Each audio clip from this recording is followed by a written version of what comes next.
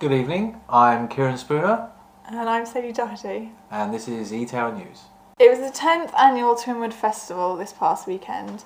There were a lot of bands playing, including the John Miller Orchestra. There were burlesque dancers, lots of other bands, dance lessons, there was a beauty pageant, and all sorts of vintage style things going on. There was also a fly past, which was very impressive, sitting underneath a plane as it was going vertically down towards you. It was quite scary. Yeah. Really? Yes. You see, really. now I thought that although they had the fly past, which was a P-51 for all you rivet counters out there, it was just one plane. I think even if they'd had two, it would have looked and sounded so much better. I but thought then there were two. I was just not paying enough attention, apparently. okay. Well, it's just that I felt that the stuff that was going on at War and Peace was far more impressive. Yes. As far as air displays went. Now, September, hold on to your hats, it's getting busy again.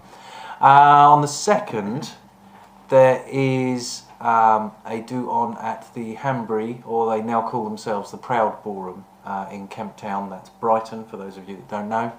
I believe that's just a speakeasy. Yeah, it's a speakeasy, which is running on the 2nd, the 9th and the 16th. Yeah, they've got quite a lot of vintage style things going on at the Proud Ballroom in the coming week. If you've never been to the Hanbury Ballroom in Kemp Town, certainly you should pay it a visit at least once, because the Art Deco decoration that's been done to the place is absolutely magnificent. So, well, it's beautiful because it's an old mausoleum and it's got a stained glass roof, which you can't really. They've cleaned it all up in the last couple of years, so there's loads of figures around the ceiling, which is just a beautiful building. Yeah, on the weekend of the Friday the 9th, the 10th and the 11th is a very busy one. We've got the Candlelight Club are running an event over the course of 2 evenings, which is the Friday and Saturday the 9th and the 10th, which is the Chicago Speakeasy Crawl. I'm not sure about any other details of that, but anything by the Candlelight Club is going to be good, I should think. okay, now on the 10th, the SS Atlantica sails up and down the Thames. Hopefully with us aboard. That would be nice, actually. I'd like to get some footage on board the boat. So it's another speakeasy deal. Obviously, it's kind of a bit of a strange thing when you get on a boat and then you can't leave until it gets back. It's generally what happens on boats. Is that how it works? Yes. I don't know. I haven't been on boats very often, but I went to last year's and I wasn't filming, and I got through an awful lot of drink. But That does surprise me. I had a brilliant time. So I'm hoping that it'll live up to my memories of last all the baby year's. sham. I did all of it. So, and I was the happiest boat person in the world. So yes, and then on the 11th, Judy's back in town. Yes, that'll be interesting to see. What are you shopping for this time? Anything specific? Gloves, as always. More gloves. Also that weekend is Asylum, which is a steampunk weekend festival. It's in Lincoln Castle. I believe so. Yes. It's supposed to be the largest steampunk festival in Europe, but what that actually means, you could argue. May also be the only steampunk. It could festival. be. Yes. No, I know. Steampunk is getting a lot bigger, so there are, I should imagine, more festivals around. Yes. You see, I would have put the Belle Epoque Party possibly into the steampunk genre myself, because it's not a strict period piece. So for me, there's not so much the emphasis on the technology though. That's true. Yes. But lots of corsets, as I imagine there are at steampunk events as well. I dare say. Now, we're not going to try and film at the Asylum this year, just because there's an awful lot going on and we're rather busy. And it's a long way. It's up north where there's dragons and everything. But yes, there's a lot of things closer to home that weekend. I feel as though I do at one point want to go and film there because the duelling, I'm told, is particularly good spectacle. Didn't know there was duelling. Yeah. Wow. With steampunk pistols that fire flash cotton at each other and things like that. It's supposed to look brilliant. I should imagine. So, yes. I don't know, that's probably, I dare say they'd hate me now if that doesn't happen. Or they've had to can it this year because of health and safety or something. Oh, but, my contribution to that was I was helping somebody pick out their outfit for the asylum. The 14th, in Hove Town Hall, there's an Art Deco fair. I haven't got any more detail about that, but if it's run by the same people that visit Shoreham Airport to do the Art Deco fair, then it's probably going to have some very nice items. The one thing I must say though is I found in the past that anything that seems to be sailing under the flag of Art Deco tends to be a little pricey. So now you're going on a Chorus Girl workshop, aren't you, that weekend? Yes, I'm to complete my transformation into someone from the I don't know, for some reason my hands just want to go like that.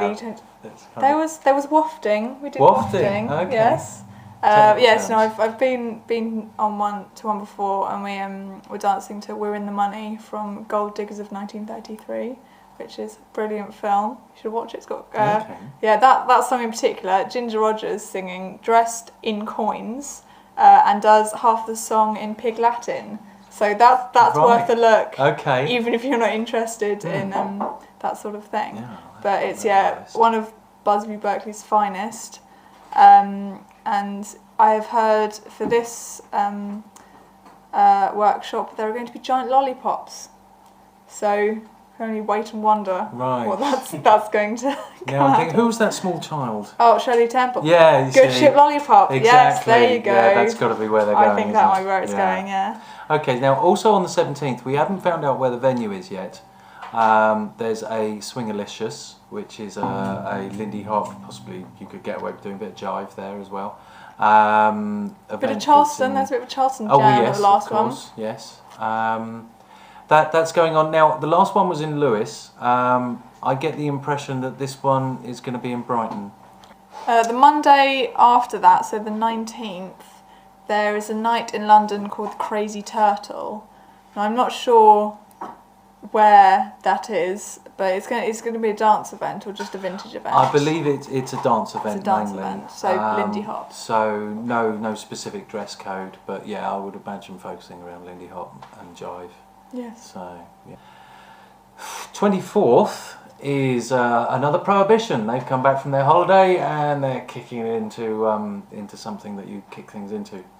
So I don't think we're going to be making that one, purely because I'm actually supposed to be at a swing dance weekend in Gloucester. Whether or not I'll make it, I don't know. But the prohibition, we know that's going to be a good night. Mm-hmm. So yeah, it's a pity to miss it. But hey, we can't just keep going to the same parties and showing you the same footage. That would get rather dull, wouldn't it? Yeah, that's the 30th and the 1st. The Candlelight Club are doing another sort of 2-evening event. Okay. And on the 1st, so 1st of November, October even. October, so I'm getting way ahead of skipping myself. a month. There is also Stumbling Slims, which is a new B&H event, which is all I can say is 50s. I don't know how better to describe it. It seems you're making a bit of a foray into slightly more modern times, and it's in sort of 50s and 60s, so sort of, to me that springs to mind sort of Shangri-La's, sort of almost a beehive sort of thing. Am I going to have to go all beatnik? You may have to go beatnik, yes. This is roll neck and beret. Yes, I think we should all go as beatniks. No. On the 2nd of October, there is Vintage Vogue, which is a very large vintage fair. So if there's anything that you've been looking for and you haven't managed to find, then that might be a good one to do. You will have to travel up to Essex. We'll put more details of that onto our calendar so you can find out where and when exactly all of that's going on. We've decided to rebrand because none of you have got a clue about E-Tower. And to be fair, it doesn't really mean anything, does it? Well, I should imagine the people that are watching this have at least a Well, slight clue. yes. Yeah, they've at least found us. So fair dues to you people. But yes, we are going to rebrand because we've been running pretty much a year now, and we don't seem to have any competition. Maybe because we're not looking hard enough. Maybe because we don't. Maybe no one's that silly. But so we're going to rebrand now, and we have decided to become Vintage News. It's that simple. Vintage News. The Vintage News. We don't have competition, We're so still we are arguing the about Vintage the News. Right. Okay, we are the Vintage News. So this is me, Kieran Spooner. And me, Sadie Doherty. And that was the Vintage News.